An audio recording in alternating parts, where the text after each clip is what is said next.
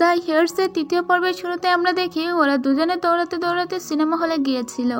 Kim tan এবার সাইয়ং সাংকে বলে, গতদিন আমার একটা মেয়ের সঙ্গে দেখা হয়েছে, যে মেয়েটির নাম সাইয়ং সাং। আমি কি মেয়েটিকে পছন্দ করি? তখন সাইয়ং সাং কিম ট্যানের দিকে তাকিয়ে বলে, আমাদের মাত্রই পরিচয় হয়েছে, আমরা ওভাবে পরিচিতও নই, আর তাই তুমি আমাকে পছন্দ করবে এটা হতেই পারে না। এটা তো হলিউডের সিনেমাগুলোতে হয়। আর তখন কিম ট্যান বলে, এটা হতেও পারে, কারণ আমরা তো এখন হলিউডেই আছি। আর ও তো বিশ্বাস করতে পারে না ওরা এখন হলিউডে আছে। এরপরে কিম ট্যান ওকে বাহিরে নিয়ে আসে আর দেখে যে ওরা সত্যিই হলিউডে অবস্থান করছে।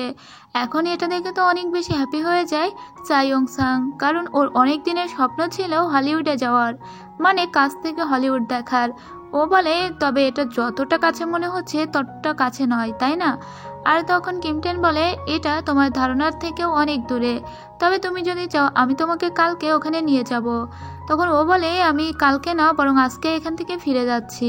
এরপরে ও যখন ওর লাগেজটা নিতে আবার কিম ট্যানের বাড়িতে ফিরে আসে, তখন কিম ট্যানের খারাপ লাগতে শুরু করে, কারণ ও কোনো মতেই ওকে যেতে দিতে চাইছিল না। তখন ও ওর লাগেজটা জোর করে ধরে নিয়ে রুমের ভিতরে নিয়ে রেখে দেয়।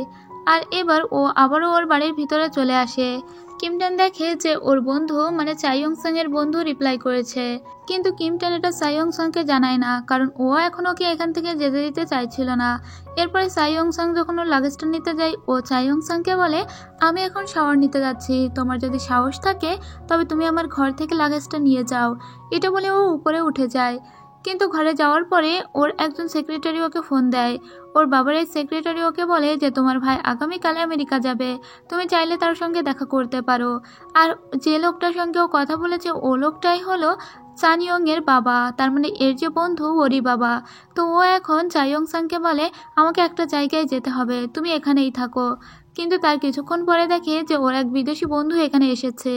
এবার ওর সাহস হয় না এখানে সাইয়ং সাংকে রেখে যেতে, তাই ও নিজের সঙ্গে সাইয়ং সাংকে নিয়ে যেতে লাগে। সাইয়ং সাং ওকে জিজ্ঞেস করে যে আমরা কোথায় যাচ্ছি।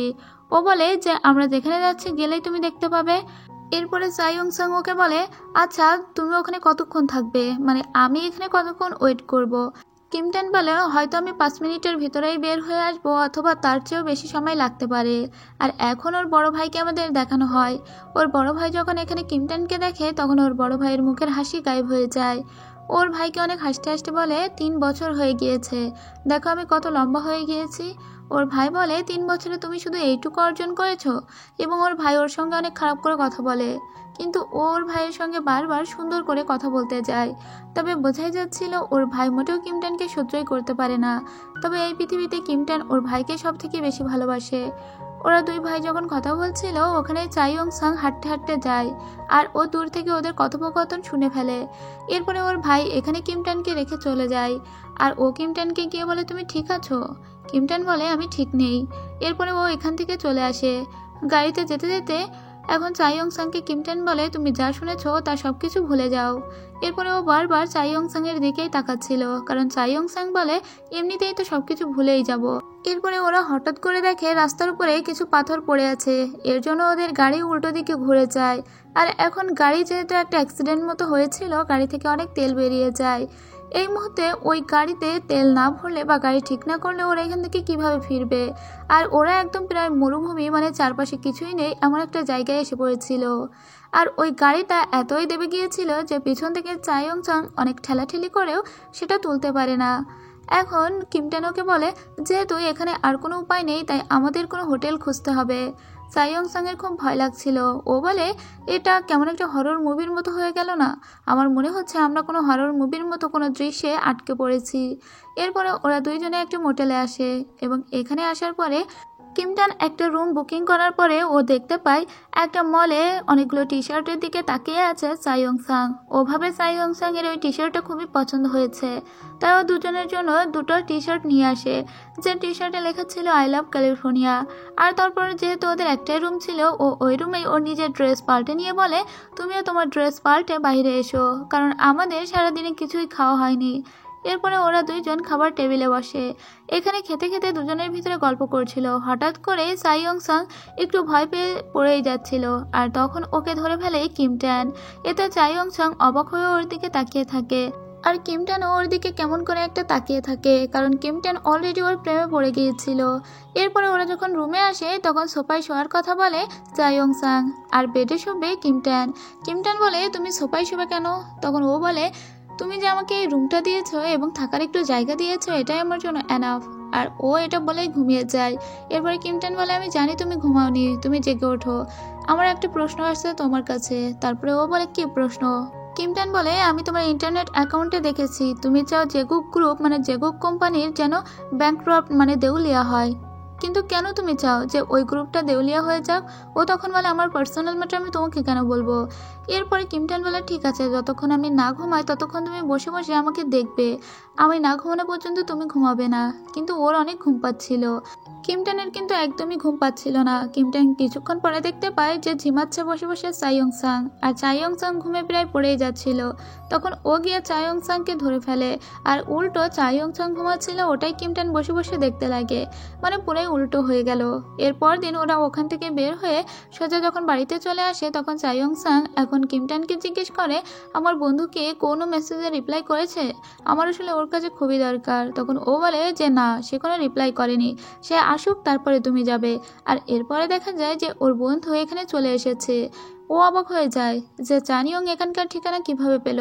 আসলে চানিয়ংকে এই ঠিকানা দিয়েছে ইউরায়েল। তবে চানিয়ংকে এখানে দেখে ও অনেক খুশি হয়ে যায়। আর চাইয়ং সাং বলে যে তুমি এসেছো, আমি সত্যি এবার একটু ভরসা পাচ্ছি। তবে এসবে মন খারাপ হচ্ছিল আবার কিমটানের। কিমটান বলে তুমি যদি ওর কাছ থেকে টাকা নিয়ে দেশে ফিরবে, তুমি তো আমার কাছেও টাকা চাইতে পারতে। তখন চাইয়ং সাং বলে তোমার কাছে কেন টাকা চাইবো, আমাদের তো মাত্র পরিচয় হয়েছে, তুমি কেনই বা আমাকে টাকা দিবে। তখন কিমটানের আবার খারাপ লাগে। আর এদের মাঝে এবার চানিয়ং এসে পড়ে। চানিয়ং বলে বাই দ্য ওয়ে তুমি কি কিমটান, তোমাকে অনেক পরিচিত মনে হচ্ছে। তখন কিমটান বলে আমি কিমটান হই আর যাই হই তাতে তোমার কি। আর ওদের ভিতরে কথা বলতে বারণ করে, কিন্তু চানিয়ং বলে আমি ঠিকই ধরেছি, তুমি কিমটান। এরপরে চাইয়ং সাংকে নিয়ে চানিয়ং ওর যেখানে থাকে সেখানেই নিয়ে চলে আসে, কারণ এখনও তো ওর সমস্ত কিছুর বন্দোবস্ত হয়নি, এখানে ওর আরও একটা দিন স্টে করা লাগবে, আর তারপরে ও এখান থেকে চলে যেতে পারবে। তাছাড়া চানিয়ং এখনই যাবে না। আর এদিকে ওর অনেক মন খারাপ থাকতে লাগে, কারণ কিমটান আবারও একা হয়ে গিয়েছিল। এরপরে কিমটান ইউরায়েলের সঙ্গে দেখা করে, আর এখন ইউরায়েলকে ফোন দেয় ওর স্টেপ ব্রাদার চইয়ংডু। চইয়ংডু বলে তুমি নাকি যখন বিদেশ থেকে ফিরবে তখন তোমাকে রিসিভ করতে আমাকে যেতে হবে। কেন, তুমি কি বাচ্চা মেয়ে নাকি, আমি পারবো না তোমাকে রিসিভ করতে যেতে। এটা শুনে ইউরায়েলের আবার রাগ হয়ে যায়। আর তখন কিমটান জিজ্ঞেস করে চইয়ংডু ভালো আছে? আর তখন ইউরায়েল বলে সে ভালোই আছে, আগে তোমরা দুজন মিলে যে কাজ করতে এখন ও একাই সেই কাজ করে, তার মানে আগে দেশে থাকতে ওরা দুই বন্ধু মিলে সবাইকে বুলি করতো। এরপরে ওরা একটা রেস্টুরেন্টে আসে। এই রেস্টুরেন্টে ওরা এসে দেখতে পায় চানিয়ং এবং চাইয়ং সা বসে আছে। আর তখন ওখানে চলে আসে ইউরায়েল। আসলে ও চাচ্ছিল ঝামেলা বাঁধাতে, কারণ ও তো চাইয়ং সাংকে একদমই পছন্দ করে না। কিন্তু ও যখন এখানে নিজে থেকে অনেক বাড়তি কথা বলছিল তখন ওকে ওখান থেকে টেনে নিয়ে চলে আসে কিমটান, আর ওদের সঙ্গে ফালতু ঝামেলা করতে নিষেধ করে দেয়। এদিকে কিমটানের বড় ভাইকে দেখানো হয়। কিমটানের বড় ভাইয়ের মা মারা গিয়েছিল, ও এখানে ওর মায়ের সমাধিতে এসেছিল। তার মানে কিমটানের বাবার 3টা স্ত্রী, এবং প্রথম স্ত্রীর সন্তান হলো কিমটানের বড় ভাই, যার মা অলরেডি মারা গিয়েছে। আর কিমটান ওর বাবার 3 নম্বর স্ত্রীর সন্তান। কিমটান এখন চানিয়ংকে ফোন দেয় আর বলে একটু চাইয়ং সাং এর কাছে ফোনটা দিতে। তবে চাইয়ং সাং বলে যে ওর সাথে কথা বলবে না, একদিনের পরিচয় হয়েছিল তাদের, এখন তো সব কিছু মিটে গিয়েছে। কিন্তু কিমটান এদিকে অপেক্ষা করতে লাগে হয়তো চাইয়ং সাং ওকে একবার ফোন দিবে। তবে অনেকটা সময় কেটে যায়, চাইয়ং সাং ওকে কল দেয় না। কিমটান দেখতে পায় যে এখানে ভুল করে নিজের মোজা জোড়া রেখে গিয়েছে চাইয়ং সাং, তাই ও একটু হাসে, কারণ ওর মোজা দুটো দেখতে অনেক কিউট লাগছিল। আর এদিকে চাইয়ং সাং একটা বিলবোর্ডের সামনে দাঁড়িয়ে ওখানে নিজের একটা চিরকুট রেখে যায়, যে চিরকুটে লেখা ছিল আমাদের মাত্র একটি সামার রাত্রির শেষ এখানেই হলো। আর এরপর দিন আমরা ইউরায়েলকে দেখি ও এখান থেকে চলে যাচ্ছিল। ওর সঙ্গে শেষবার দেখা করতে কিমটান এসেছিল। ও কিমটানকে এয়ারপোর্টে জড়িয়ে ধরে, আর ওই সেম এয়ারপোর্টে এসেছিল চাই ইয়ংসাং। তো চাই ইয়ংসাং যখন ওদের দুজনকে একসঙ্গে দেখে তখন ও ওখান থেকে ফিরে অন্যদিকে চলে যাচ্ছিল। তবে চাই ইয়ংসাংকে দেখে ফেলে এখন কিমটান।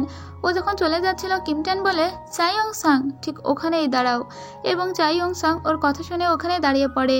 আর কিমটান যে এদিকে জড়িয়ে ধরে রেখেছিল ইউরাইলকে, তার ওর হুঁশ থাকে না। এদিকে ইউরাইলের আবার চাই ইয়ংসাংকে এখানে দেখে মেজাজ খারাপ হয়ে যায়, কারণ ও বারবার এই মেয়েটিকেই দেখছে এবং এই মেয়েটি হঠাৎ করেই যেন কিমটানের জীবনে জুড়ে যাচ্ছে। এর সাথে সাথেই শেষ হয়ে যায় এখানেই 3 নম্বর এপিসোড। নেক্সট এপিসোড পেতে অবশ্যই চ্যানেলটিকে সাবস্ক্রাইব করে পাশে থাকবেন। Thank you.